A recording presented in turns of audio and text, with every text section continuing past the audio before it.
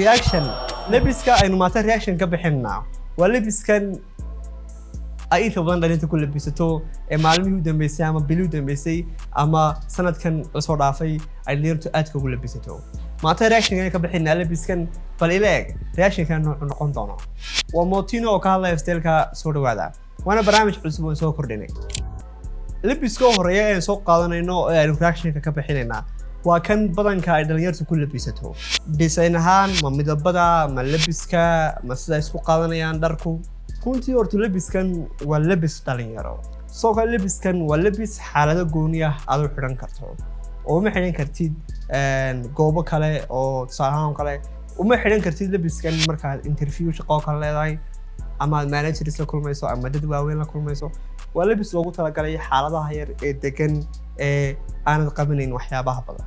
marka saddexaad labiskan kuma soo baxayo dadka oo dhan waxa jiri karta dad gooni ah oo labiskan ku soo baxayo marka loo eego qaab dhismeedka jirkiisa ama dharkiisa ama soo kale style-kiisa oo kaleba waxa jirta qaar oo labiskan aan ku soo bixi karin soo kale qaar labiskan waa ku soo bixi karaa caqabadaha kale ee runtii labiskan uu leeyahay waxa kamid ah shaarka laga yaabaa inaanu muddo kale ku sii hayn ama muddo badan ku sii hayn oo laga yaabaa in yani uu noqdo shaar bil ama 2 bil ama 3 bil adoo muddo gaaban aad isticmaali karayso oo laga yaabaa shaarka marka isticmaasho shaarku already wuxuu joogaa suunka korkiisa at least suunka meelahaas uu joogaa soo haddii aad koritaan sameynayso oo kale laga yaabaa muddo kadib inuu yaraado oo dharka ka yaraado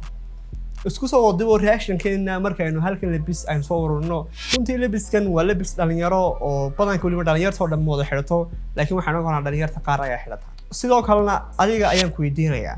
maadaama aan reaction ka bixinayno bal adigu nala wadaag